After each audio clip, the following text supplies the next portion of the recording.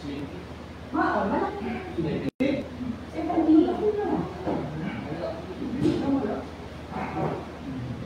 po, magandang gabi po sa ating lahat. At tayo po mag-umpisa na sa ating prayer meeting and Bible study. Okay po, ating pong awitin this is the day. Okay. This is the day.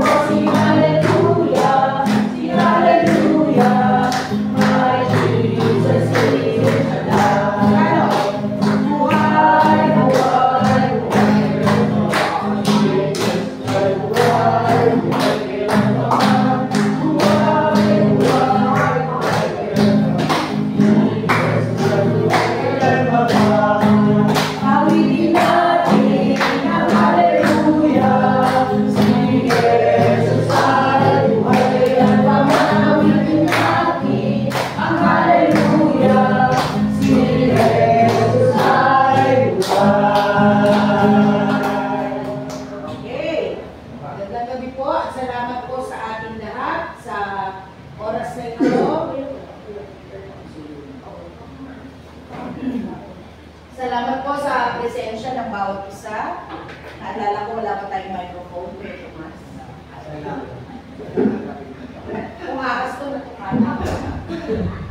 Magandang gabi po sa ating lahat at tayo po'y dadako na sa ating pasasalamat sa Panginoong Diyos sa mga lahat ng pagpapala niya. Alam nyo, mga kapatid, yung tayo makarating dito sa simbahan, na tayo ay ligtas, walang nangyaring masama sa atin, tayo yun ho ay malaking bagay na dapat natin pagpasalamat sa Diyos. Kasi sa biyahe, hindi mo alam, makapilong ka lang dyan eh, di ba? Oo, hindi natin alam. So, salamat po sa Panginoong Diyos na tayo lahat ay narito. So, siguro ikot na lang natin, sino na po ang gusto mong pasalamat? Nandyan po yung mikropono. Sige po.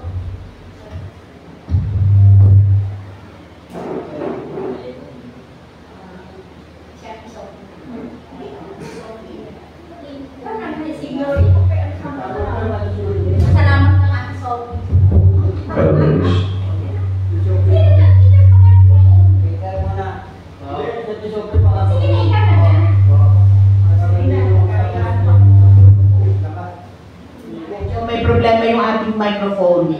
Ito daw ang maganda, kaya ikaw na, Ate Sophie.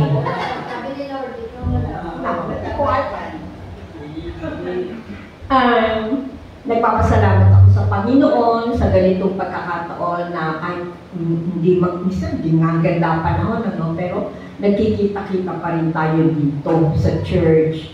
At saka yung ganitong nag-meet tayo, lumalapit tayo sa Panginoon, nag-pray tayo sa Kanya, di ba? Humihingi tayo ng lahat ng pangangailangan natin sa buhay. Kaya minsan iisipin ko, mukhang hindi yata ako sinasagot ng Lord. Pero sa totoo, sinasagot ka niya, hintayin mo lang kung kailan niya ibibigay. Kaya nga, sabi ko, Lord, nahihiya ako sa iyo kasi may mga time na hindi ko naman inaanuhan, pero parang nag-iiba yung feel ko ba, na nagdi-discourage ako, ano kaya yan, Lord? Tapos, katulad ng minsan ko, walang-wala na talaga akong biyaya. Naku, Lord, paano ba yan? Hindi naman sinasadya, naku, ito naman nakwento ko na, di ba? Ito naman si Kuya Biko, nagbigay ng 3,000. Sabi ko, ano ba naman? Pero, believe ako, kasi alam mo siya, yung taong yun, approachable, kung meron kang hihingin tulong, hindi ka niya hihintian. Sa totoo lang.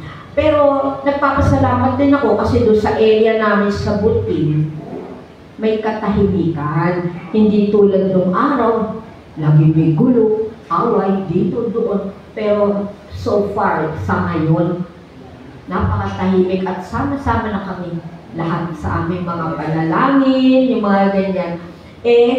Alam mo, ang magandang pagkakataon ibigay mo sa mga bata, tsaka sa mga kasamahan mo sa Subutin, bigyan mo sila ng pagkakataon na sila ay makapanalangin.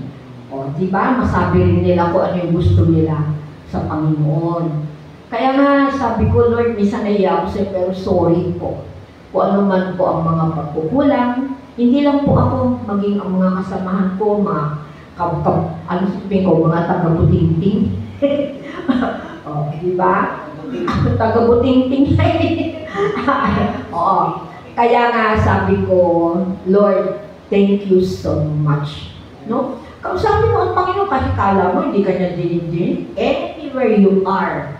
Sabi ko nga sa mga taga-amin, kung wala kayong ginagawa, nakaupo lang kayo sa kalsada, kausapin niyo ang Panginoon. Yung gano'n ang ginagawa. Kaya, Lord, maraming salamat. Thank you. Next, Kuya, ano po ang mic?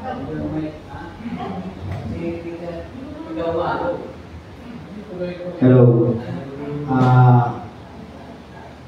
Magandang gabi sa inyo lahat. Ako'y nagpapasalamat. Mayor Biko, pasensya na po. Nagpapasalamat ako sa Panginoon dahil nagkatipon-tipon na naman tayo at nakita ko na naman ng si Ana, ang taga-hilot natin. Ligtas po sa kaligtasan natin. Nagpapasalamat ako sa family ko at saka sana gumaling na si Pastor para salamat po sa Diyos. Salamat po. Next po. Magandang gabi sa lahat. Salamat din sa araw na ito at ay lubos na natutuwa din at wala mag-delete ng ng Bible study natin. Kanina, alam ko din namin matapos-tapos yung gawain namin dahil lang sa proyekto na yun. Ilang beses na nilipat doon, una doon. Hindi namin may sinisitting. Sa bandang huli na ilagay na namin. Tapos yung mga tigpan natin ay hindi pa namin nasimpo. Kasi pinapadali ni Justo, makauwi siya kasi maghapon na dito sa simbahan. Salamat at natapos din. Pagpahinga din ako ng munti. Buhay din ako agad. Dahil ito pala mag-ilid ng ating gawain ngayon. Salamat sa Panginoon. Binigyan ako ng kalakasan. Ginawa ko kundi maitulong sa ating simbahan. Salamat at hindi ako yung aking mga nararamdaman ay hindi ko na nararamdaman kanina nung gumagawa ng sakit sa likod, sa ulo at nangangalay lang kamay ko, normal lang yun. Talagang mabuti ang Panginoon sa atin. tayo magtiwala sa Kanya at tayo yung ginagabayan lagi. Yun lang po. Maraming salamat. Okay po, next. Vladimir, ikaw, anong pagpapasalamat mo sa Diyos?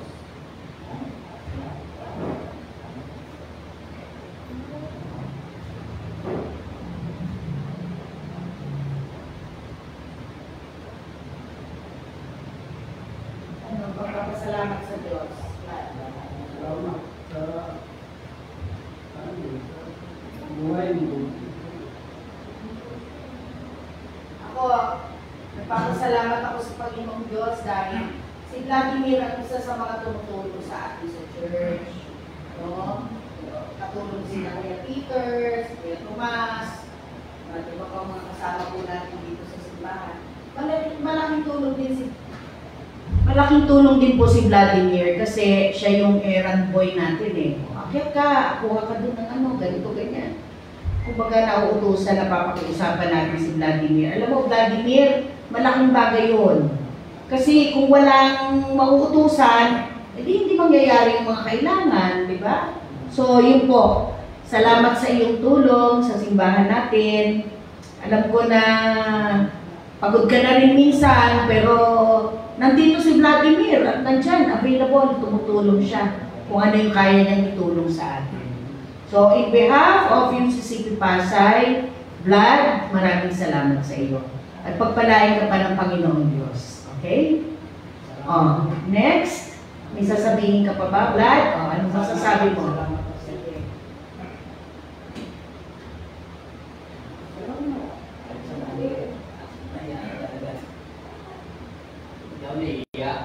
Sige, sige. Anong masasabihin mo?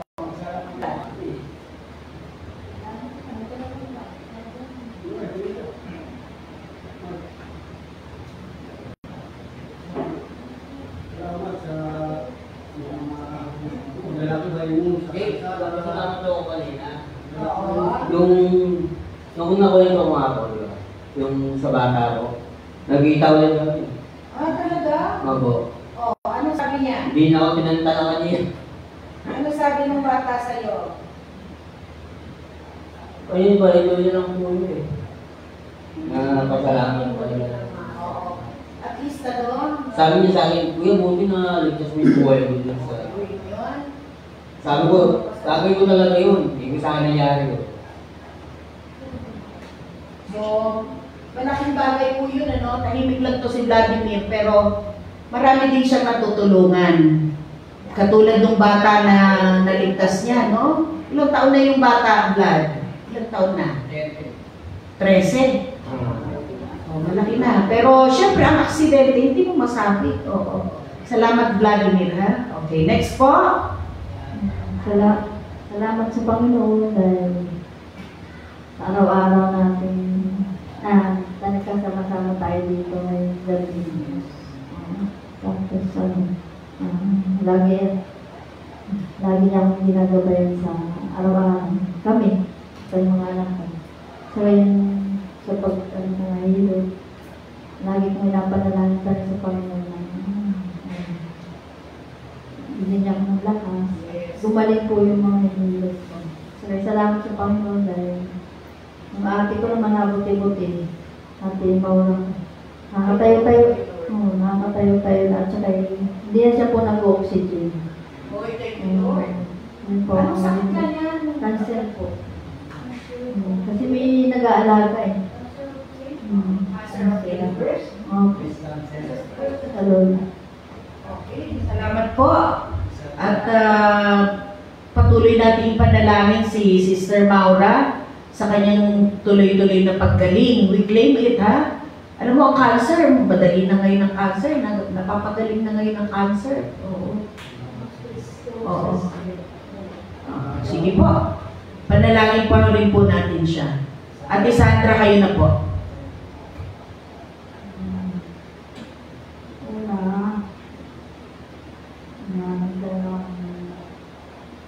Pasalamat sa kanya araw-araw namin. At bali yung mga kamag-anak ko sa probinsya, mga kapatid ko, pinsan ko na Lahat halos ko po aseman eh. Oo. Siguro sa mother side ko, mga 15. Sa father side ko, mas marami. Kaya pag pumunta sa nauna nila, minsan nakukuha ng flight nila magpuntang doon sa bayan na kaya. Ngayon, meron lang dumating din na pinsan, pamangkin. Yung nanay niya, first cousin ko, pinakamalapit kami dalawa. Mas mahigit pa kami sa mga kapatid. Kaya yung 4 na anak niya, 3 lalaki, 1 babae, lahat sila ang professional na sila. Ang tawag sa akin, mami. Mga ngayon, kaya namatay yung pinsan ko, dahil na-detect yung cancer niya, 4 stage na. Andun ako, pero nawala siya, nandito ako sa Manila. Hindi po. Ngayon, pinagsasabi ko rin sa Panginoon kasi yung ano nila, yung siya, parang nilagay na rin sa akin. Oo. Kaya sabi ko, anak pang, umayos ka, huwag kang makalimot magdasal tulog. Ano po naman ako talagang marapit sila sa Panginoon. Tapos yung sa bahay, siyempre, yung bunso ko, yung wala kang asawa. Gusto ko lang mag-asawa. Kaya ayaw mong ligaw eh. Nagdasal ko rin sa Panginoon na sana may mabayang baka. Panalangin po natin sa Diyos yan, Ate Sandra. Kasi alam nyo, yung mga ganyang bagay, ang Diyos na talaga ang nagbibigay niyan. Kung sino man ang ibibigay ni Lord. Ano po? So, maraming salamat po sa inyo, Ate Sandra. Next.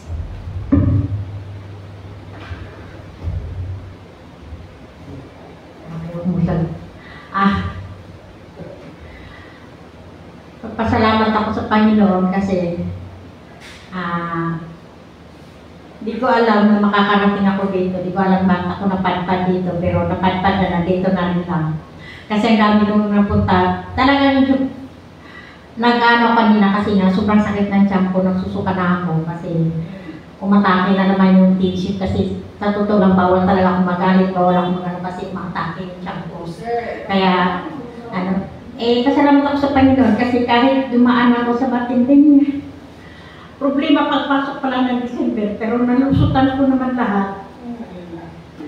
Lalo na ngayon, pero salamat pa rin ako kasi habang naglalakad ako wala sa sarili, natago na naman yung problema ko. Oo. Thank you, Lord. Ano man yan? Kaya siguro niya ako dinala. At nawala din yung sakit na dyan, kung natigil din pagsusuka ko. Kaya dumiretso na ako. Tapos, hindi ko na alam, napapunta pa ako sa pizza. Kaya, dumating kasi yung blessings na.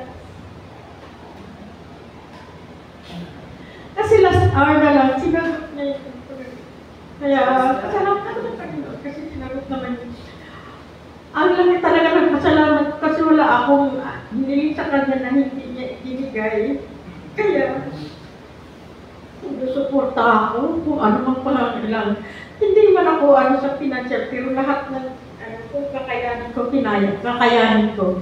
Basta pagdating dito sa iglesia, pagdating sa Panginoon, ginagawa ko. Kasi lahat naman ng binibigay niya sa akin. Kahit katiting na lang, ibinibigay, sumasagot siya. Kaya yan ang pasalamat ko talaga sa Panginoon. Amen. Maraming salamat mo sa ano mo. Ito pa mo ng tubig. Papaiyak din ako sa kwento mo. Siyempre, kayo iisa na ngayon. Mag-asawa kayo eh. Naano rin ang puso ko eh. Umiyak din. Pero para sa akin, salamat din sa tayo. Walang ibang ating talagang nakakita ko. Oy, hindi yan ang tulong ko ng Panginoon lang naman. nandyan siya lagi sa atin. Kung mag-iusap tayo sa kanya, pero kung hindi, wala. Hindi talaga niya ibibigay yun. Kaya importante na manalangin lang tayo sa kanya. Sinto lang na rin natin po para sa Panginoon. Huwag tayo pa liko-liko. Kasi yun ang gusto ng Panginoon eh. Saka pasalamat din sa Panginoon sa kalusugan ko. Ako meron akong nararamdaman, di ko lang yan eh. Sinasarili ko lang yun kasi wala rin nangyayari yun. Inaano ko lang kay Lord yan. Pero naramdaman ko rin na talagang hindi rin niya pinabayaan ako. Gumukuha ako sa ako. Hindi ko lang sabihin na sarili ko lang yun. Kasi baka ano. Okay. Kaya Pero kumusta ka naman ngayon? Okay ka naman? okay lang ako. Okay naman ang paghinga ko. Salamat kayo sa bagong gising ko sa umaga na maging maayos. Talaga. Saka sa pagpapay ko sa araw talagang maayos din ang pagpapay natin na walang mangyayari sa akin. Salamat ko sa Panginoon. Angelo. Amen. Praise God. Next. Elder Alam ko Joey. may plano pa ang Panginoon sa akin. Of course. Oo. At saka last po si Ate Elder Becca. Salamat sa Panginoon dahil una, hindi niya ako pinababayaan, pamilya ko. At napakatagal na panahon na lang. Tagal-tagal na ng problema ko ng pang-elementary at ako. Actually, nung sanggol pa na siguro ako. Pero over the years, gano'n. Pero ito, sabihin, nandiyan ang Panginoon para ihanda yung buhay natin. Kung ano man yung plano sa atin. At ako'y nagpapasalamat dahil hanggang ngayon buhay pa ako. Sabi ko nga, Panginoon, pag nagising ako bukas, ibig sabihin may papagawa ka sa akin. At salamat sa Panginoon dahil lagi naman mo nagigising. Ibig sabihin, hindi naman sa ano. Ibig sabihin talagang may papagawa pa siya. Gusto kong gampanan yun. At kung ano man yun, yun ang pinakadalangin ko sa ating Panginoon. Na sana'y makatugon ako dun sa kanyang nais mangyari sa akin. Maunawaan ko. Yun. Kaya maraming salamat. Tsaka makikali naman, nag-ano na ako, nag-i-improve na kahit paano. At salamat nga pala kay Ana, no? Salamat sa Panginoon dahil sa tremor, siyempre pinipigilan ko yun. Minsan maano na. Kasi pag matigas yung sinasandalan mo, hindi na nakakayanan. Pero salamat sa Panginoon dahil sabihin na nagaling na siya. Wala na akong naramdaman. Thank you. Salamat sa Panginoon. Salamat sa Panginoon. Okay po. Napansin niyo naman ang binayak ni Elder Joey, di ba? Yung mga matagal na dito sa atin. Alam niyo nang mataba nung si Elder Joey eh. Ang tagal nang ipinayat niya. Anyway, okay na yan. Huwag lang siyang aatakihin ng kanyang epilepsy at ano. Okay na yan, kahit payat. Basta walang maramdamang iba. Salamat po. Next.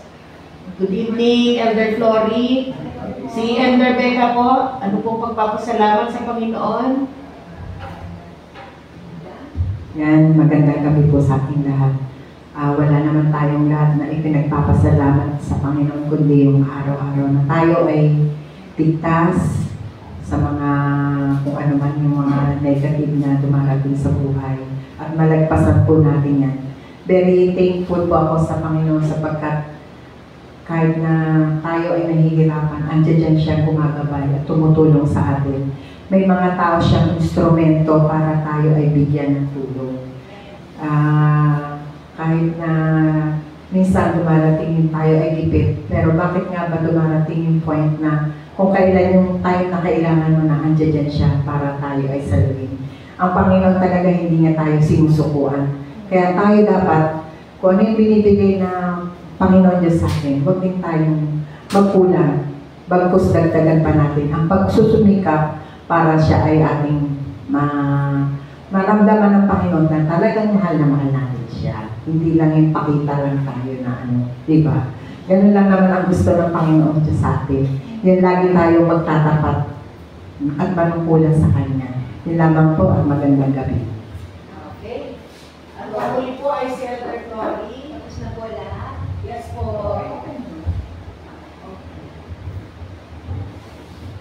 Salamat po sa Panginoon sa pagkikita natin muli, magkakapatid.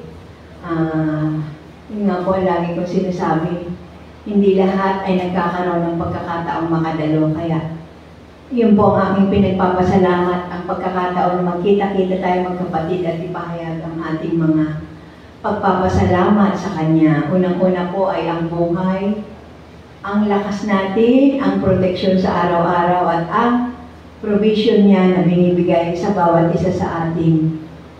Hindi po ito masusukat. Yung sabi ko ni Becca, yung pagkailangan mo na andyan na. Talagang God is never late sa ating mga pangangailangan. Siya ay tapat at marami po siya mga tao na ginagamit upang tayo ay makaraos. Minsan magtataka ka na lang, pero hindi po natin masusukat ang pag-ibig ng Diyos sa atin. Alam niya po ang ating pangangailangan, ang ating puso. Bago pa man natin hilingin ang mga bagay, ay alam niya na. Hindi po natin matatawaran. Yun nga po, kulang ang salita upang ipahayag natin sa Panginoon ang ating pasasalamat. At salamat po talaga sa bawat isa na andi dito ngayong gabi. Thank you po. Last, si Mayna. Salamat, Mayna. Papasalamat ako sa usual lang sa araw-araw po na paggabay po ni Lord sa provision niya po ay gano'n man kahirap nakakaraos. So, yun lang po. Pag-iingat niya palagi sa araw-araw. Salamat po sa lahat ng mga nagbahagi ng pasasalamat sa Panginoong Diyos. At tayo po ngayon ay dadako na sa ating Bible study. Binibigay ko na po ang pagkakataon at ang panahon na ito kay Brother Peter. Siya po ang ating leader ngayong gabi. Brother Peter.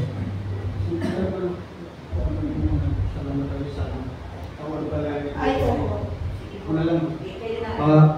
Salamat tayo malalay.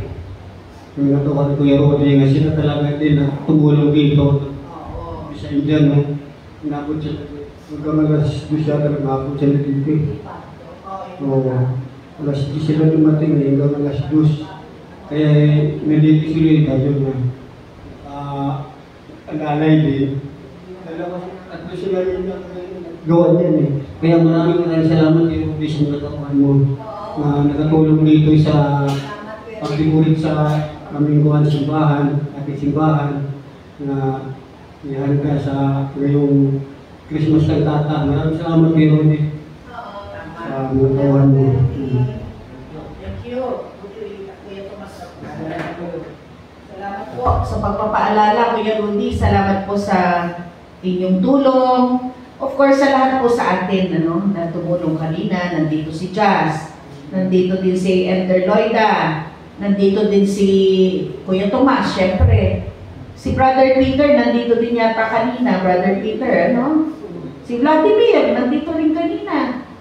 Halos lahat naman po ay kung sino yung available talagang willing naman pong tumulong, no? Oo. At pati electric fan, nalinis, very good. Marami pong salamat. Okay, so thank you very much po sa ating lahat.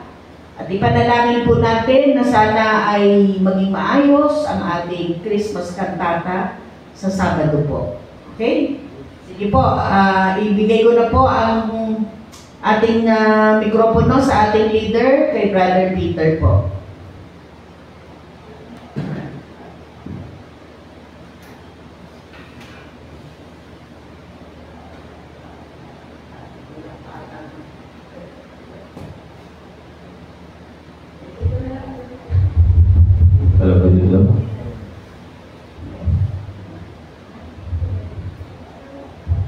Okay, magandang gabi sa akin lahat. Purihin natin ng Panginoon Dahil binigyan mo rin na pang maghayag sa kanyang banal na salita ng ating yung mo na rin sa Isaiah 7:14 saka Matthew 1:23. Isaiah 7:14 at saka Matthew 1:23.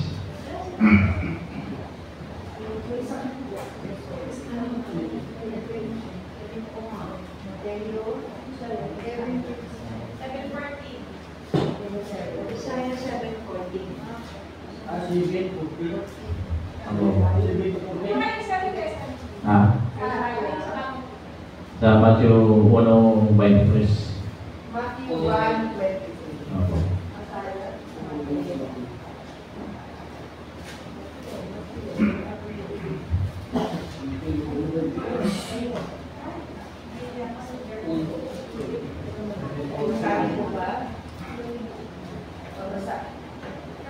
Babasahin po ba yung ano? Opo, basahin natin. Okay.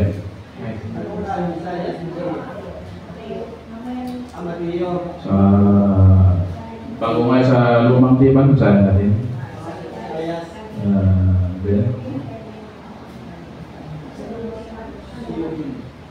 Sa Isaiah 7:14 verse ay ito. Ano? Isang verse lang. 7:14 po. Okay, basa mo lang. Bada po.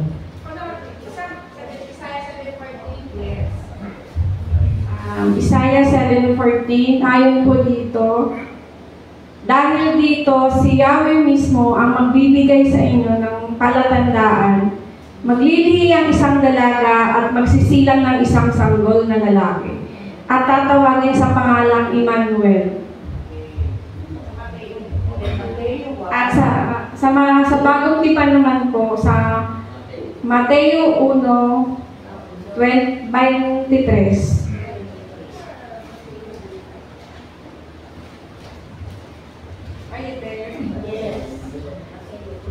Maglilihi ang isang berhen at magsisilang ng isang sanggol na lalaki at tatawagin itong Emmanuel. Ang kahulugan nito ay kasama natin ang Diyos. Okay, maraming salamat, Sister Maela. Yeah. Pag ko natin talakayin yung nabasa, may nais ko lang may share na verse ngayon sa atin lahat, sa ating tatandaan. Sa Isaiah 48 verse 10, sabi, minsan hinahayaan ng Diyos na dumating ang apoy para dalisayin at palakasin niya tayo. So, yan sabi niya, pag tayo ay sa aklat niyo, bago sa Isaiah 48 verse 10, sabi niya, sinubo ko kayo sa pamamagitan ng kahirapan, kung paano ang pilak ay dinadalisay sa apoy, ngunit kayo ay napatunayan hindi nararapat. So, balibalin sa atin na tayo nakakaranas ng kahirapan minsan, nakakaranas tayo mga iba't ibang sakit, mga pagsubok sa ating buhay, dahil ang Panginoon Diyos ay gusto niyang dalisayan tayo, kaya ng paggawa ng pilak, yung mga ginto, bago mapiraw na ng rip. Kaya, oo, ay dadaan sa apoy. Kaya, ganoon din ang Panginoon sa atin minsan. Kaya, huwag tayo magtaka kung tayo nakakaranas ng mga hamon ng ating buhay, kalusugan natin, financial, sa ating mga pamilya. Hindi na talagang ng ating Panginoon sa atin.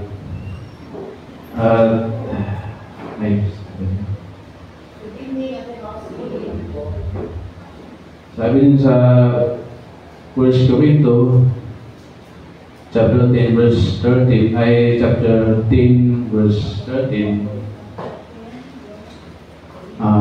sabi, wala pa ang pagsubok na dumating sa inyo na di dinanas ng lahat ng tao.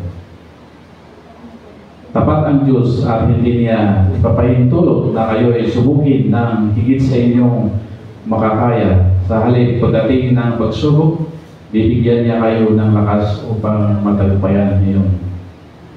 Yun. Kaya ang Panginoon, hindi niya tayo binibigyan ng pagsubok na hindi natin nakakaya. Kaya hindi niya binibigyan lahat ng mga pagsubok sa ating buhay. Kaya tayo magsalamat sa Panginoon dahil sa kanyang pag-ibig sa atin ay alam niya na alam niya yung binibigay sa ating pagsubok, hindi yung binigyan tayo ng hindi natin makakaya. Kaya God is good all the time sa ating buhay. Kaya huwag tayong malumbay, huwag tayong malungkot, huwag tayong mawala ng pag-asa kung tayo nakakaranas ng mga hamon sa ating buhay habang tayo nandito sa lupa. Pagkat tayo sinusubok lamang at hindi tayo binibigyan ng matinding pagsubok. Kaya ganyan ang kabutihan ng Panginoon sa atin. At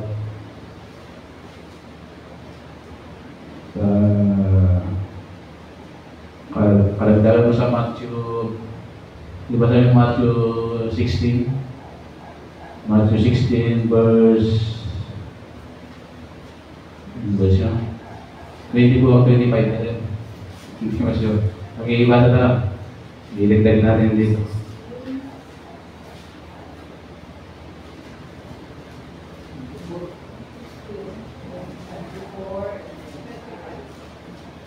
to 25.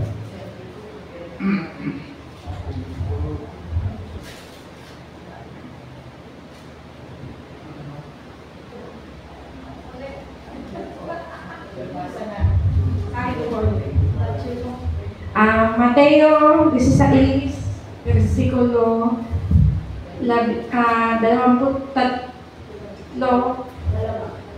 ay 22 to 24.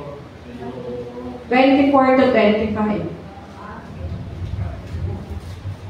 Sinabi ni Jesus sa kanyang mga alagad, sino mang nagnanais sumunod sa akin ay kailangang itakwil ang kanyang sarili, pasanin ang kanyang krus at sumunod sa akin. Ang naghahangad na magligtas ng kanyang buhay ay mawawalan nito. Ngunit ang mawalan ng kanyang buhay alang-alang sa akin ay magkakamit nito. Okay, maraming salamat, sister. Yun nga. Kaya, tayong tagasunod ng Panginoon, ni Jesus Christ, kailangan itakwil natin ang ating sarili. Ibig sabihin nun, kalimutan natin ang mga gawain natin hindi maganda para sunod tayo sa Kanya upang makamit natin ang buhay na walang hanggan. At minsan nung iniisip natin, mahirap sundin yung kautusan na yan ni ating Panginoon Hesus. Nakalimutan natin ang lahat, takulan ng sarili, sumunod sa Kanya, yung pasanin ang Kanyang krus ay talagang mabigat sa atin. Mga iba ko lang kung may nakakasunod sa panahon ngayon dahil nakikita natin ay pasama ng pasama ang ating mundo. Talagang nagbabadya na yung pagbabalik muli ng ating Panginoon sa mundo upang tayo'y husgahan sa ating mga gawain ng mabuti. Okay, muna tayo sa ating nabasa kanina, sa ating main topic, sa Isaiah 7 verse 14. At sabi nito, kaya ang Panginoon ay magbibigay sa iyo ng tanda, narito ang isang dalaga ay maglilihi at manganak ng isang lalaki at tatawagin ang kanyang pangalan na si Emmanuel. Yun ang ang Panginoon pag magbigay ng parang prediction ay kahit kailan ay hindi magpapalya, talagang mangyayari. Hindi gaya ng yung prediction ng ating pag-asa ay medyo hindi tumutugma. Kaya tuloy yung mga estudyante ay tuwang-tuwa dahil suspindi ng klase. Ang ganda naman ng sikat ng araw dahil mali yung prediction nila. Dahil tao lang tayo kasi hindi tayo perfecto nga tulad ng ating Panginoon na magbigay ng prediction talagang mangyayari talaga. At sino itong tinatalakan niya dito na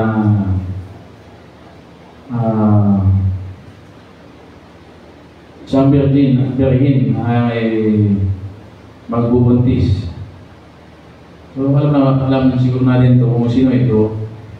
Ito ay umpisa ng kung paano bumaba ang ating tagapagligtas na si Jesus. At hindi may kailan na mapalad na babae ang pinili isang malinis ng puso maglilihi sa ating tagapagligtas na si Jesus Christ. At yun nga nagbigay ng tanda na maglilihi sa papanganak ang isang lalaki na tatawagin ang kanyang pangalan na Emmanuel. So,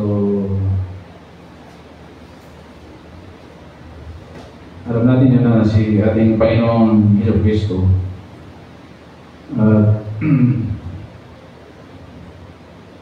Ganda na sinabi sa Matthew 1:23.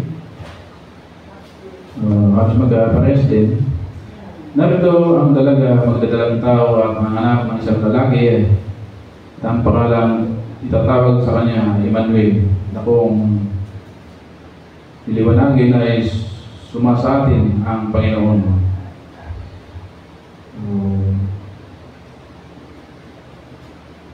Yan po ang sinabi ng ating Panginoon na ipapanganak hindi niya personal na kababayan ng ating Panginoon, kundi idinaan sa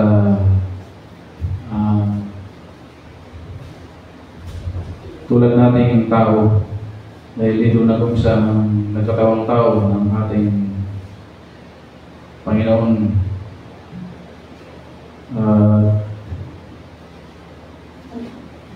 Siya ang ating Diyos na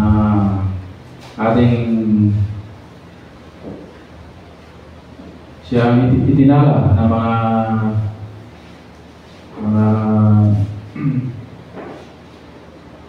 nagtala. Ating tingnan sa kung sino talaga yung ipaglilihi na tatawagin Emmanuel. Hanapin natin sa Lucas o kaya Lucas 7 verse 8. Ano pala sa Lucas 2.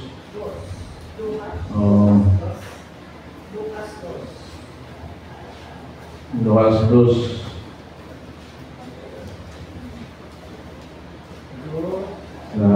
city. No.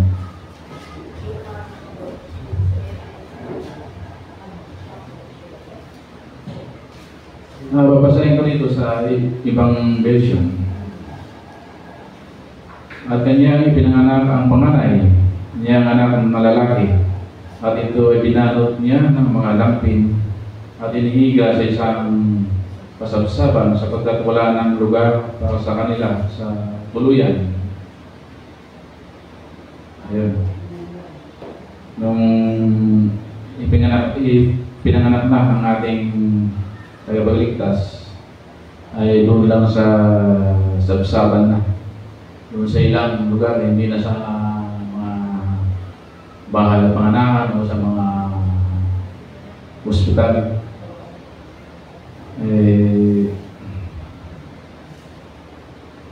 Ito mga pangyayari ito ay talagang sadya na ganito ang mangyayari dahil pinapakita niya na ang kababaan loob ng ating Panginoon hindi sinilang sa magabong panganakan, hindi sa labas lang. Naalala ko tuloy nung unang panahon nung kami. Ako, dahil kambal kami at malayo kami sa Pabiasnan, dahil sa bundok kami nakatira. Nung sinilang kami ng nanay namin, yung kambal ko, siyang nakalabas na sa bahay lang. At dahil ako naman ang sumunod, baliktad, subi. So, tinakbo ako sa ospital. At dahil sa medyo malayo kasi yung pinagbiyahian dahil walang ganong sasakyan noon, kinarga pa ako. Lumabot ako ng mga 5 hours bago nakakating sa ospital. Tapos, mamadali yung mga doktor kasi nisasaryan ako. Dahil sa mamadali, ay nahiwa pa nila yung dito ko, sa noo ko.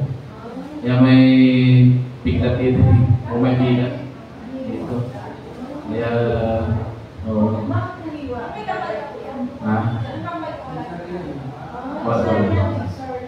dahil sa doon nga kasi pag hindi ako agaran ilabas, baka malalason ako. Kaya nagmamadali yung mga doktor. Sige, iniwa yung tiyan ng nanay ko, baka may labas lang ako. Ako'y magpasalamat talagang hindi ako pinabayaan ng Panginoon. Akala nila hindi na ako makaligtas dahil sa katagalan. Ako ng Diyos, nakaligtas naman ako. Dahil necessary yun. Kaya nahirap talaga sa mga nanay natin na nagsilang ng sampon. Halos hagib lang ang kanyang buhay. Kaya hindi natin matatawagan yung sakripisyo ng ating mga magulang. Kaya hanggang buhay ang ating mga magulang ay ating mahalin ng tulo. Ipagkita natin mahal natin sila habang buhay sila. Hindi yung sa kamo lang iyak-iyakan pag namatay na yung magulang. Wala nang silbi yun. Namatay na yung ating magulang. Kaya the same with us, habang buhay po tayo, mahalin natin yung kapwa natin. Oo. Patay na, iyak-iyak ka. Paano yun nandito tayo? Mahalin po natin padama mo kayo. Buhay. Tama. Sige po, brother. So,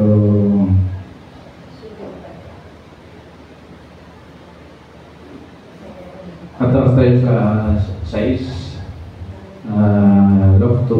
Lucas 2, verse 6. Verse 6, atas lang tayo. Babasahin ko lang. At nangyari samantalang sila na nangaroroon at naganap ang mga karawang dapat niyang mga anak. So, pansin natin ang pagkasilang ng ating Panginoon. Sa Biblia, hindi binanggit yung talagang araw na yung parang yung date, kung anong date siya, bisa pinanganak. Kasi may ibig sabihin ng Panginoon yung kaya hindi niya binanggit ang kanyang date. Dahil ayaw niyang pagkaguluhan ng mga tao. Sa aking pananaw, gano'n ang pagkaintindi ko. Kaya yung pagkasila niya, wala tayong mapabasa sa banal na aklat na ipinanganak siya ng December 25. Kundi dahil siguro pag sinabi yung date, baka lalong pangangalakal ng mga tao ang kanyang kapanganakan. Kaya ganyan, pansin nyo, kahit hindi niya sinabi, ay itong mga kapatid natin, itong mga Romano, ay ginawaan pa na ng pizza, kahit walang katotohanan. Ay nilagay sa December 25, ang birthday ng ating Panginoon. Ay wala naman sa Biblia yan. Kundi gawa nila yan. Kundi yung sa history talaga yan. Yung sa mga kapatid nating Katolik, so nakakalungkot na sabi natin ito. Ang nakalagay sa kanilang encyclopedia, Catholic Encyclopedia, sabi sa Christmas, the feast of the Savior birth is called Christmas. The Mass of Christ, it is celebrated on December 25. It is one of the main feasts of liturgical year. Sabi nga ng Diyos sa history nila. In about the year 330, however, the Church in Roman definitely assigned December 25 for the celebration in order to honor Christ, the light of the world, in the true Son of Justice. This was the day which had been dedicated in pagan Rome to the feast of the Sun God in Spain, for birthday of the unconquered Son. By the end of the 4th century, this Roman date of the Nativity celebration was universally accepted by all churches, both in the East and the West. Hindi naman walang katotohanan yun na yung nilagay nilang birthday ng Panginoon ay December 25, tapos tinanggap ng lahat ng mga simbahan. Hindi totoo. Kundi gusto lang nila na sumikat ang kanilang pagan celebration ng December 25. Tapos ginamit pa ang inilagay si Jesus Christ. Ngayon ang kanyang birthday, 5. May nakakalungkot talaga na ayun ko lang kung sa atin sa ating simbahan, nagtataka ako bakit pati tayo ay tinatangkilik natin ang December 25 na birthday ng ating Panginoon Jesus. Wala nang katotohanan. Hindi masama na i-celebrate natin ang kanyang birthday.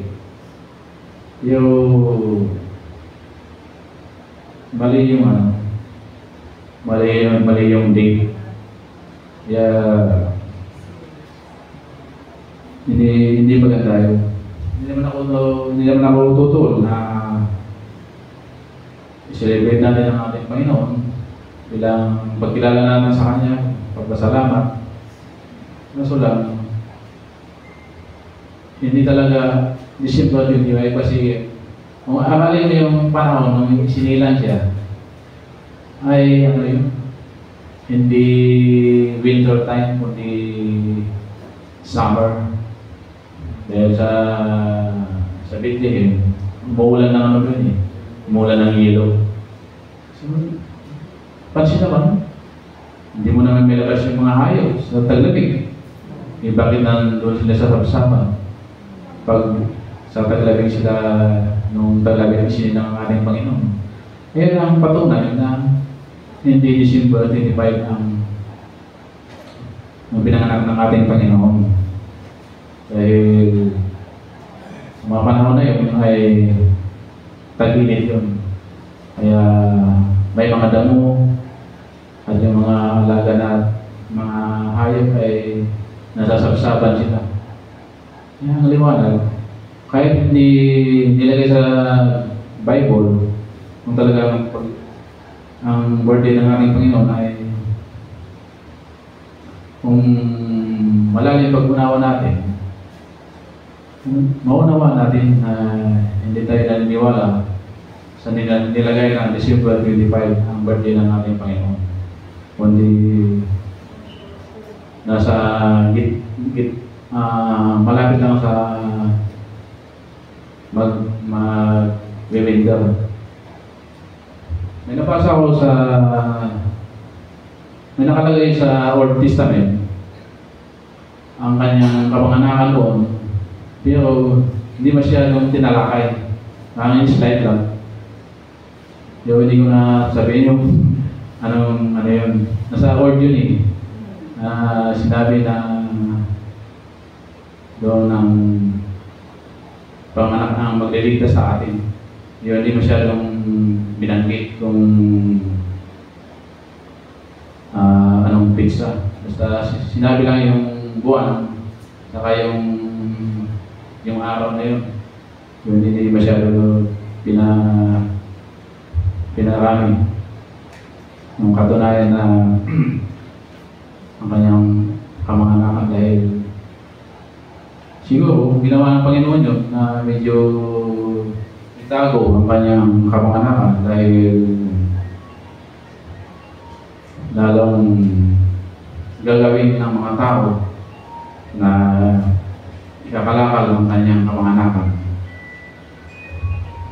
E minsan, mali ang pag-unawa natin sa ating pagdating ng ating Panginoon. Dahil ang Christmas ay ang pagdating ng Panginoon,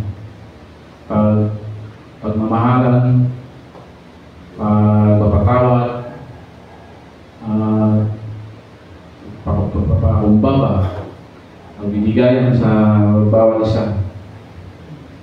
Ngunit iba kasi ang pag-unawa ng ating mga kapatid, lalo yung mga kapatid natin sa Katolik, ginawa nila ng sarili nilang pizza. Kaya pati tayo ay minsan napapaniwala sa kanilang mga gawain. So, sabi naman sa Biblia na tayo sumunod sa utos ng tao, kundi tayo sumunod sa utos ng ating Panginoon. So, hindi tayo maligaw.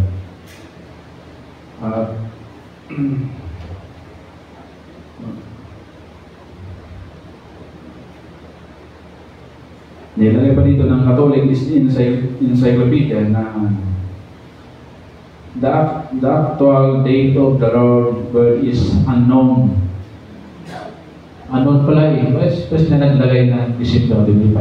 Hindi, niluloko nila ang taong bayan eh. Nililigaw nila. And at sabi, it is commemoration was generally included in the feast of the manifestation Epiphany, January 6, during the first 3 centuries of the Christian era.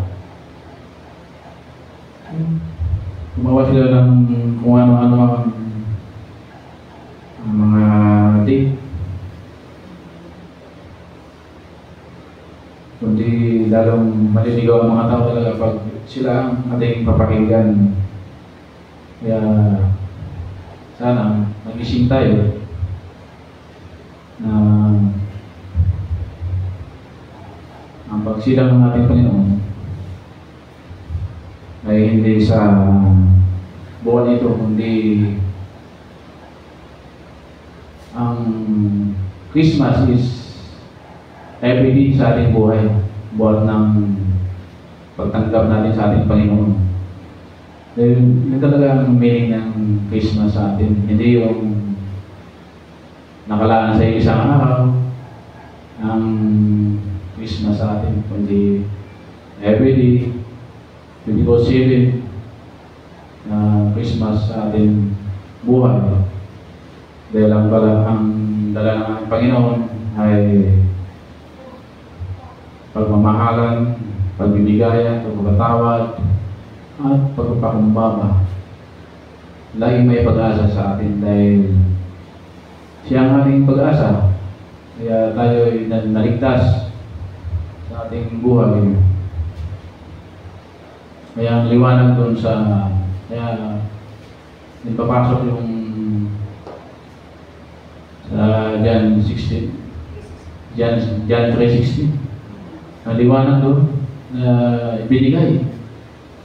Ang kanyang bugtong na anak ay dahil sa kanyang pagmamahal sa libutan ay ibinigay ang kanyang bugtong na anak. So liwanag doon. Dahil mahal tayo ng Panginoon ay sinakripisyo niya ang kanyang bugtong na anak. At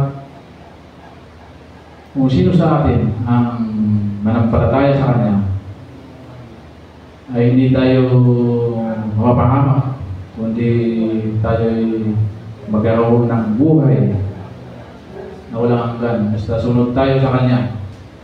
Ang liwanag doon mga sulam. Nagbulag-bulagan yung ating mga kapwa natin. At tayo din, minsan, nakakalimot tayo. Kaya binabasa natin. Hindi natin inuunawa, hindi natin iniintindi ang kanyang sinasabi. Kaya ako din minsan, pag nagbabasa ako ng Biblia, ako nagbabasa ng binabasa ko lang, hindi ko inuunawa, hindi ko iniintindi. Ayun pala, pag inulit mo, pag binigyan mo ng pagkulay-kulay, malalim pala ang ibig sabihin sa ating buhay. Kaya palala sa atin, kung basta ng Biblia, ay bigyan natin ng yung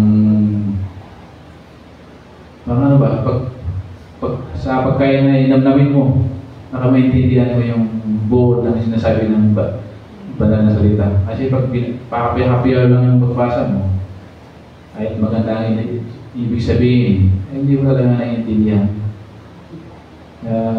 Doon din ako dati, sa totoo lang. Dalawang beses kong binasa yan, buong Old Testament sa New Testament. Ngunit wala akong naiintindihan. Kaya isa, kung walang may nagsabi sa pastor sa amin, na challenge sa amin, na basahin ang buong Old Testament sa New Testament at may premium, may reward sa amin. Kaya ako naman, basta binasa ko lang, binasa. Ang napansin ko lang doon, okay? Yung mga ibang words ay nauulit, paulit-ulit. Nauulit sa New Testament, yung nabasa mo sa Old, yun pala ay pinapalawak pala doon. Kaya yun ang napansin ko, nauulit yung mga iba kong binabasa. Yung hindi ko inuunawa, basta mabasa ko yun. Hindi naman ako bago doon. Sabihin ng pastor, sinungaling ako na hindi ko binasa. Kaya binasa ko. Tapos, ang pinagtaka ko, sa dami naming nagsisimba doon, dalawa lang kami talaga nakabasa. Kaya dalawa lang kami binigyan ng yung certificate. Binigyan kami ng certificate. Tapos binigyan kami ng kasi hindi pa uso yung mga sitpon noon. Yung, alam mo yung card, yung calling card. Tatawag mo sa telephone book. Tatawag mo sa May 300, may 500. Oo, hindi, yung by hours, may 1 hours, may 2 hours, Yun ang binibigyan ng pastor namin noon, kaya Dalawa lang talaga kami na nabigyan ng certificate. Dahil siguro mga kasama namin, natakot din sila magsinungaling. Eh, dito nagsabi na nabasa nila ang buong Bible. Kaya maganda talaga pag magbasa ka ng Bible ay unawain mo mabuti. Hindi yung pinapahapyawan mo lang. Yung mga lahat yan ay mahalaga sa atin, i-apply sa ating buhay. Kaya yun ang ating dapat ginagawa sa ating buhay. Ano yung panahon, talagang mangyayari na yung mga babasa natin sa Bible, mga tala. Dami natin nakikita, yung mga palatandaan na magaganap sa ating mundo bago dumating ang ating Panginoon Diyos. Kaya tayo laging handa. Tayo patulog-tulog dahil mahirap na pa. Patulog-tulog tayo. Bigla pa lang darating ang ating Panginoon. Baka may iwan tayo. So,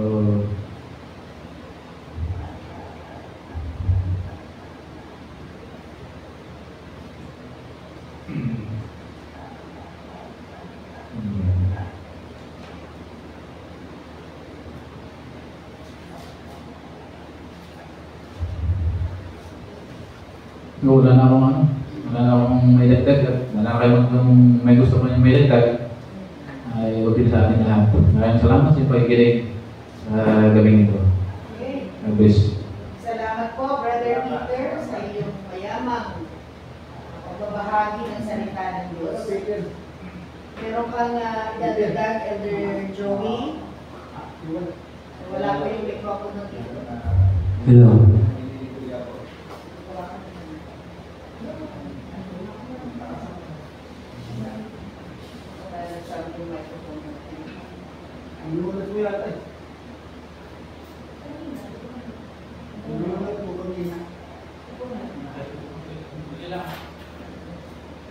Speaker na, technician pa.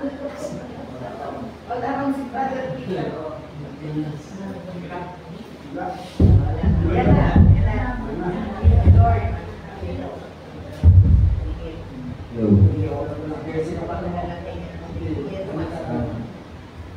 Kaya na, hindi siya.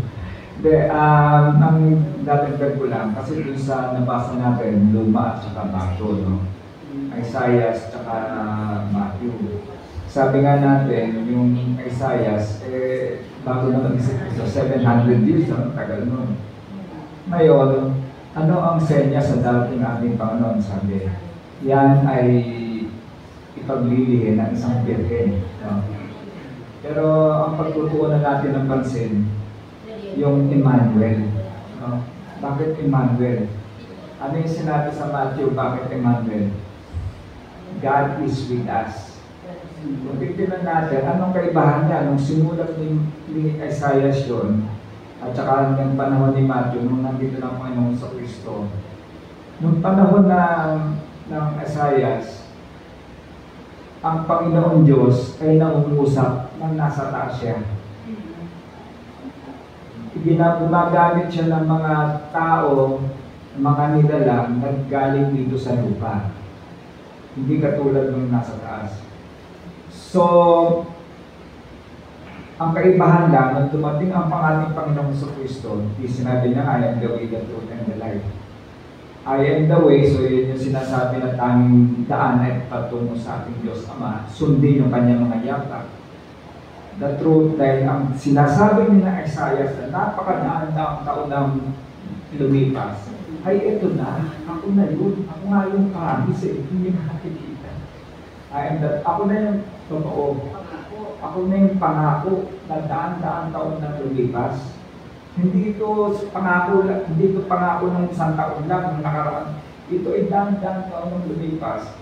At eto na ako ngayon. Ako na nga yung truth na dapat natin pakinggan na si Kristo ang pinadala ng ating Panginoong Diyos Ngayon, yung huling ano yung life, hindi lang yung buhay, yung life dito sa lupa. Kasi kung mapapasin natin doon sa Lumang Testament, ang parang ano lang halimbawa yung mga Israelites na ang tagal inalipin, aalis sila, inilipat lang sila ng ibang lugar. At pag napalipat-lipat sila, di ba? Pero kay Kristo, sa panahon na ating Panginoon sa Kristo, ano na ang lilipatan ng mga tao? Hindi rito sa mundo. Sa langit na tayo pupunta. Di ba? Hindi rito sa mundo. Hindi tayo pupunta sa Israel, hindi tayo pupunta sa India, hindi tayo pupunta sa US. Kundi pupunta tayo sa langit. At ang mapapansin natin, ang sinasabi na ng ating Panginoon Diyos yan, ng Panginoon sa Kristo, bago siya umalis, iiwan ko sa inyo ang Banal na Espiritu Santo. Diba? Bakit? Dahil kung talagang sinunod natin ang kanyang mga utos ng ating Panginoon sa Kristo para sundin siya, nagpabinyag tayo. Born again. Ano yung sabihin nun? Yung ating maruming kaluluwa, nilinis. Diba? Kasi nga, kaya nga sinabi naman ng Panginoon sa Kristo, malilinis, bagong nilalang. So, ano nangyari sa kaluluwa natin? Empty. Kasi nilinis nga yung lumang kaluluwa. Ngayon, paano ka pupunta sa langit kung nilinis kung wala kang kaluluwa? Diba? So, iiwan ko sa inyong Banal na Espiritu Santo. Yun yung mag-guide sa kaluluwa nyo. Kasi nung unang panahon, kaya nga sinabi ko na lumipat lang sila, nandito lang sila, physical ang kanilang paglipat. Ang paglipat ngayon ay hindi na lang dito sa mundo, kundi sa langit. At ang kailangan natin maging guide, yung ating Panginoon sa Kristo, ating Diyos na nasa puso na natin, iniwan sa atin, hindi lang nasa langit. At yan yung mag-guide sa inyo para patuloy yung linisin ang inyong puso hanggang sa pagbabalik niya. So ganoon. At sa pagbabalik niya, hindi na lang yung kaluluwa, kundi pati ang lupang katawan, sasama na niya sa langit. At doon na tayo titira kung kayo ay karapat-dapat at kung sinunod natin yung kanyang salita. So kumapisa na lang. Kumakapasin nyo. Nung panahon ng Isaias nga, o nung panahon ng Lumang Tipan, ang buhay ay nandito. Diba? Nabuhay ka, namatay ka, babalik ka sa lupa. Sa panahon ngayon ng ating Panginoong Kristo, yung buhay na sinasabi natin Panginoong Kristo, I am the way, the truth, and the life. Hindi yung life dito sa lupa, kundi yung life papunta sa langit. Yun na yun. Kaya nga, ang pangako na ng Diyos, life eternal. Diba? Buhay na walang hanggan. At yun na yun. Kung magbabalik kayo sa akin, magkakaroon kayo ng buhay na walang hanggan. Kaya yung life na sinasabi natin Panginoon sa Kristo, and the way, the truth, and the life, ako yun. Ako yung buhay na walang hanggan. At para masunod natin yun, kailangan tunay tayong bumalik sa ating Panginoon Diyos sa pamamagitan ng Espiritu Santo na iniwan ko sa inyo at mag-guide sa inyo.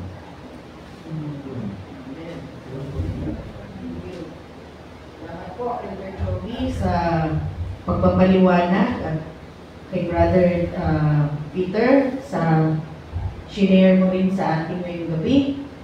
Meron pa po bang paliwanag po ba yung... May konti na. Sige po. Ayun lang sa akin, sa dating iglesia ko, dinadaluan ako. Invited lang ako. Medyo na may paksa doon na ang Panginoon ay sinilang. Hindi tunay na December 25, between October and September. Hindi sinilang ng Panginoon ang taggabi. Yun lang po. Hindi po siya sinilang ng taggabi. Okay. Elder Flory, last na po.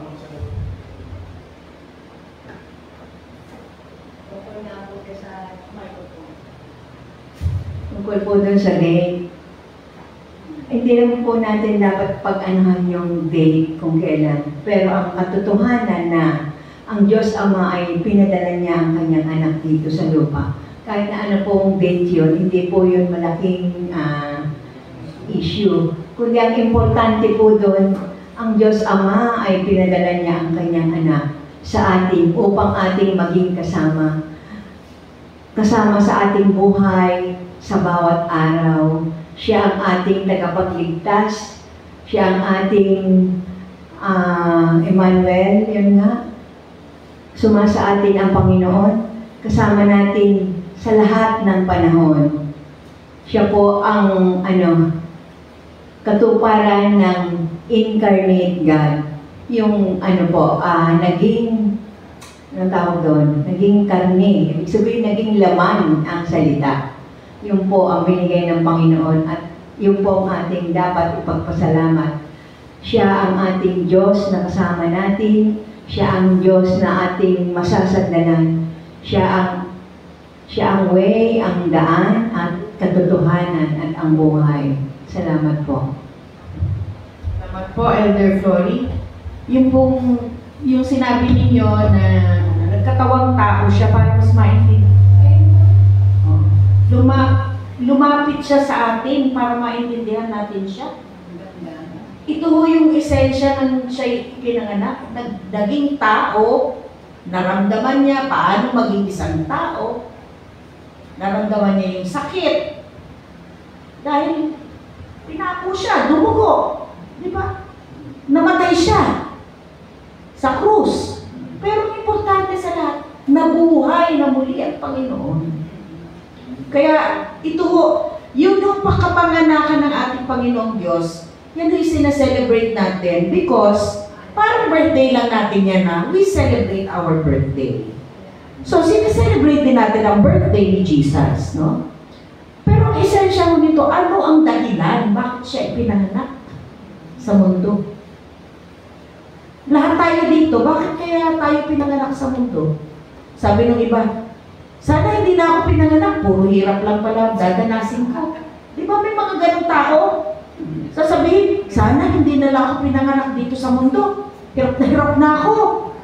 Aba, mga kapatid, ang bawat isa po sa atin ay may dahilan kung bakit tayo nandito sa mundo. Tatandaan po natin yan. At yung dahilan na yan, tayo rin ang makakaalam. Ano ang purpose mo sa buhay? What is your life purpose? May libro nga nun eh. Diba? The Purpose-Driven Life. O yan, nabasa niyo na ba yun? Ako hindi pa.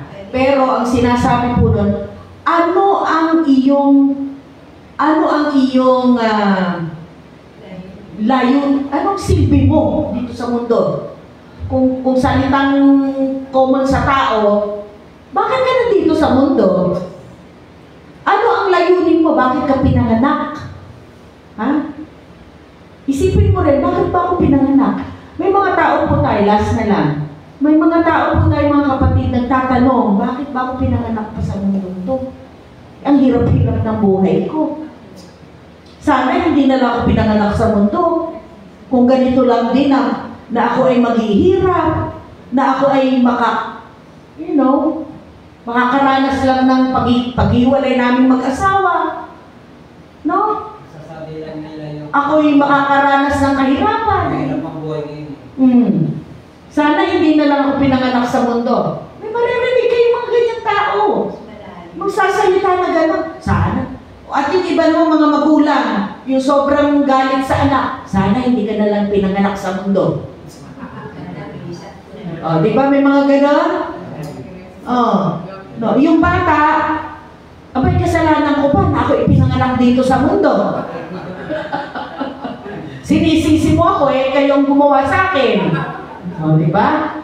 Yun ay pampagaan lang ng kalooban mga kapatid. Pero seriously, lahat tayo may dahilan at layunin bakit tayo nabubuhay sa mundo. At pag tayo po'y nawala na sa mundo, haharap tayo sa Panginoon.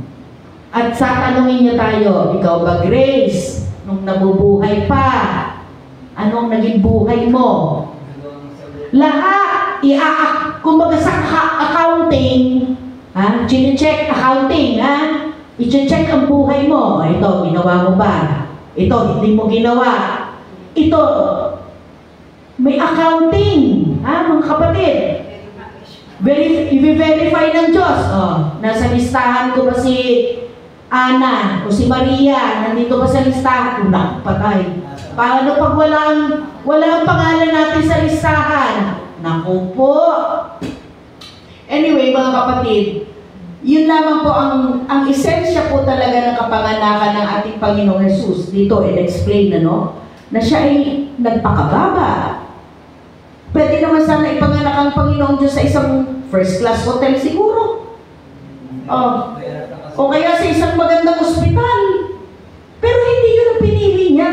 Ang pinili niya ay sa isang sabsaban na simbolo ng pagkabababa. Hindi nga sa hindi nga sa ospital pinanganak sa sabsaban. Buti nga yung mga nasa ospital, nasa cradle. Ano bang crib? Ano bang tawag? Tagalog sa crib. Di ba? Kuna. Pag sa ospital, naka-aircon pa yung mga baby. Pag first class na ospital. Pero ang Diyos natin, hindi ganun. Kasi anong gusto niya iparamdam sa atin? Siya ay nabuhay sa simpleng pamumuhay. Simple. Kaya niya namang mamuhay bilang isang hari na kung anong gusto ko, kaya kong bilhin, kaya kong makamit lahat, pero hindi siya ganun. Siya ay nagpakababa. Siya ay nagpakahirap. Namuhay na parang tayo, na common na tao. Simpleng pamumuhay. And yet, makapangyarihan siya. Vladimir. Makapangyarihan ang Panginoon. Pero hindi mo siya makikitaan ng yabang. Hindi mo siya makikitaan na, naglakad ako sa dagat, kaya nyo ba yun? Hindi siya ganon. O kaya, pinagaling ko yung bulag, nakakita na.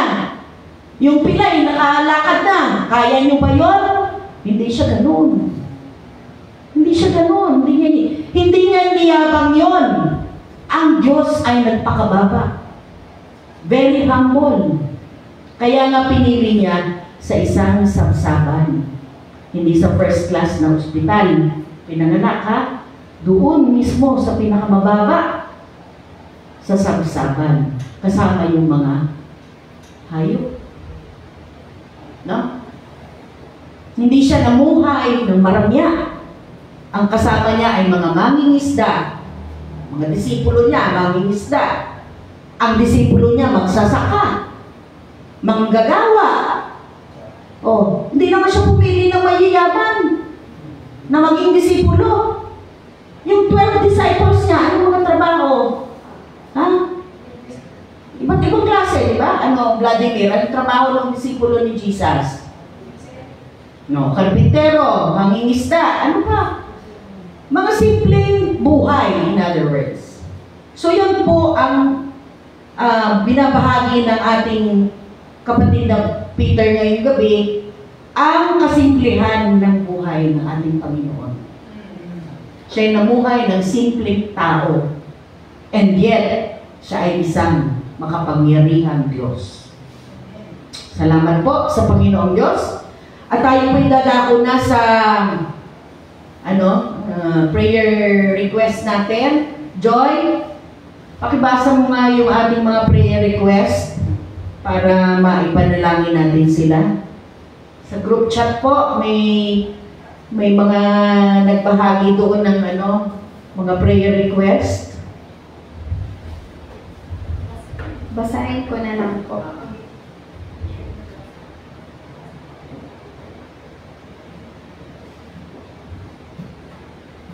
Prayer request po ni Sister Esther. Yung kanyang fever, tapos sinisipon din po siya. Ayan po, prayer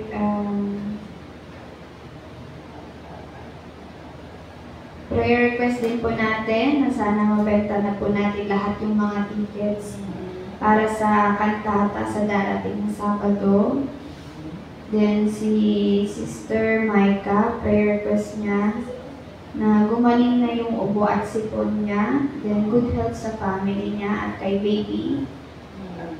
Tapos, prayer request din ni Elder Loida yung magandang panahon sa Saturday para walang hadlang na pumunta lahat dito yung mga dadalo. At yung kay prayer request din po ni Sister Venus, yung board exam ng kanyang pamangkin for ano daw po, Radtech, ngayong December po ata yung na darating. Then, radiology. Licensure.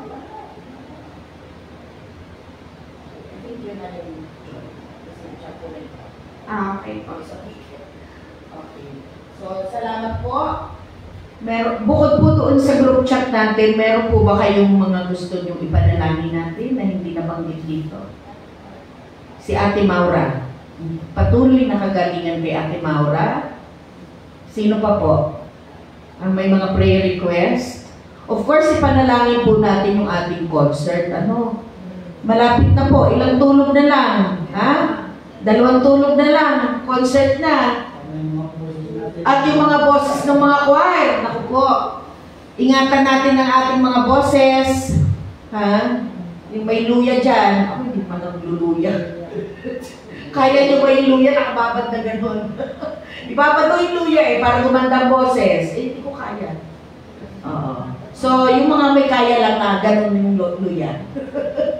Para gumanda ang boses natin. At tayo ay ingatan ng Panginoon. At sana po, lahat ng mga tickets natin, sana panalangin natin, sana naman ay wala ng patira. Maibenta natin lahat. Ilan pa kaya dinibenta? Oo, bibilangin pa ng board of ng deacons. So, sila nang bahala doon. Pero ipanalangin po natin na sana tayong lahat ay matulungan. Ano po? Tulong-tulong tayo dyan. Okay? So, yes, Elder Flory. Hindi naman kasi kami makakauwi na lang. Nag-pensa mo kami naman kayo.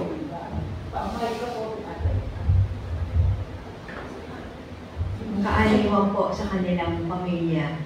Sa kanilang magkakapatid, siyempre. Pinsan ho namin yon, panganay na lalaki ng aming uncle na pangatlong kapatid ng nanay ko po. Na ang pangalan niyang anak po, Ricardo Oxidio po pangalan. Nalulungkot ho ako kasi napakabait na aming pinsan na yan. Very silent at saka po siya, very humble din. Kahit na medyo maano yung kanyang narating sa buhay, pero napakababa niyang tao. Napakabait po niya. Nalulungkot po ako at hindi ko na rin siya makikita sa uling pagkakataon. Dahil nga, hindi ko alam ang libing ata baka sa Sabado na rin. Opo. Yun na po, kaaliwan po. Joy, pangalan? Para hindi natin makalimutan sana. Oo. So, tayo pong lahat ay dadako sa pananalangin. Sa ating meron pa po bang iba na nais niyong ipanalangin natin? Sana matandaan natin lahat yung ating mga prayer concerns, Joy, na. So, tayo po ngayon ay dadako na sa ating pananalangin at siguro, Sister Joy, ikaw na lang ang magsabi ng prayer concerns natin. Tayo po lahat ay manalangin.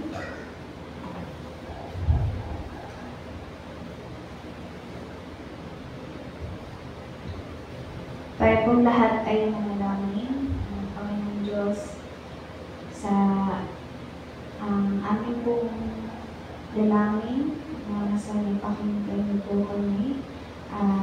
Dalangin po namin yung may mga sakit po na si Sister Micah, Sister Esther, si Ate Maura. Sana po ay panalangin po natin na sana po ay sila ay patuloy na buhay.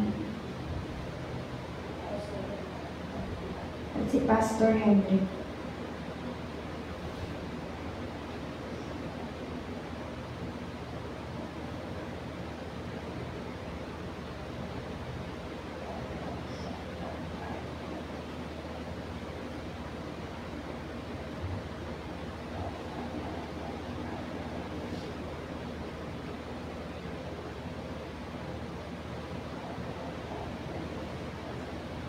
Kailangan din po natin ng pinsan ni Elder Flory at Elder Berka, bigay ng kaaliwan sa mga naiwan ng kanyang pamilya.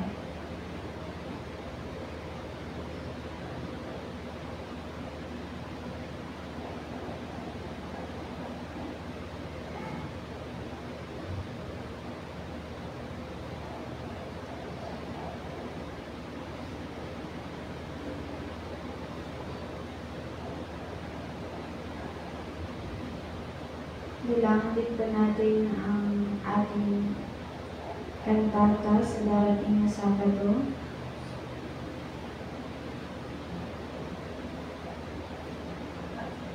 Kailangan din po natin ang mga choir members.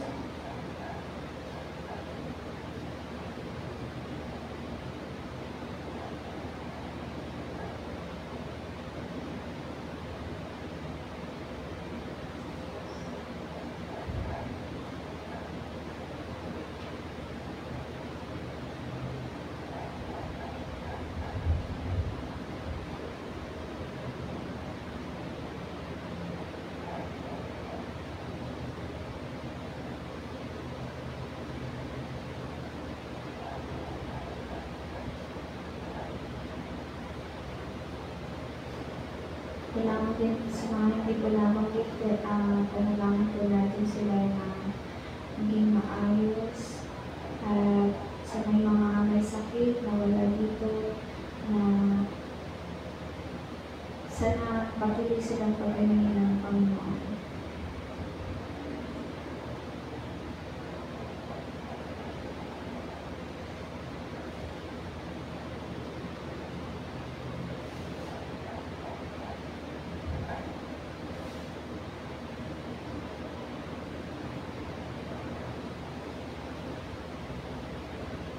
Kailangan din po natin si Elder Joey at si Pastor Joshua at si Sister Dea sa kanilang mga nararamdaman.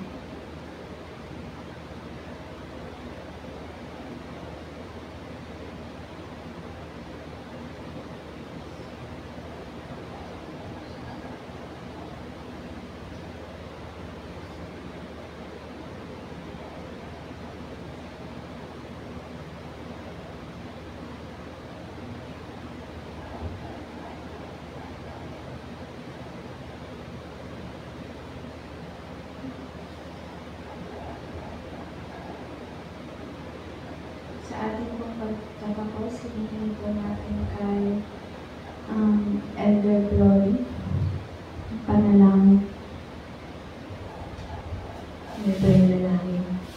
Marami pong salamat, Panginoon, sa isang gabi na ito ng aming gabi ng pasasalamat at pag-aaral ng iyong mga salita. Salamat po, Panginoon, sa mga naibahagi ng aming kapatid na Peter, Panginoon. Nawa po, Panginoon, ikaw po, Panginoon, ang tunay na maging aming modelo, patularan, maging ikaw po, Panginoon, ang patularan namin sa aming buhay, Panginoon, na bagamat ikaw ay isang hari, ikaw, Panginoon, ay nagpakababa, at ikaw, Panginoon, ay nakisama sa amin, Panginoon. Nawa po, Panginoon, ganun din po ang aming gawin sa aming kapwa, Panginoon, na patuloy namin silang mahalin, Panginoon, gaya ng pagmamahal mo sa amin. Ama naming Diyos, sa bawat araw po ng aming buhay, ikaw ang aming kasama, Panginoon. Kami po ay tanging nananangan lamang sa iyo at ang lahat po, Panginoon, ng aming mga hiniling ay alam namin na iyong bibigyan ng katuparan, Panginoon, sapagkat ikaw ang Diyos ng mga bagay.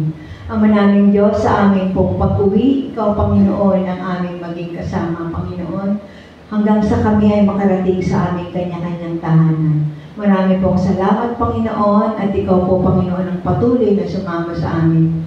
Sa matamis na pangalan ni Jesus. Amen. Amen. Tayo po'y magkatapo at atin po awitin ng salamat sa iyo, aming Panginoong Jesus. Kako'y inibig mo at inangking lubos. Ang tanging alay ko sa'yo, aking Ama, ay buong buhay ko, puso at kaluluwa, hindi makaya na maipagkaloob. Mamahaling hiyas ni gintong nilubog, ang tanging dalangin, o Diyos ay tanggapin. Ang tanging alay ko, nawa ay gamitin. Ito lamang, Ama, wala nang iba pa akong hinihiling. Salamat po at magandang gabi po sa ating lahat. Good evening.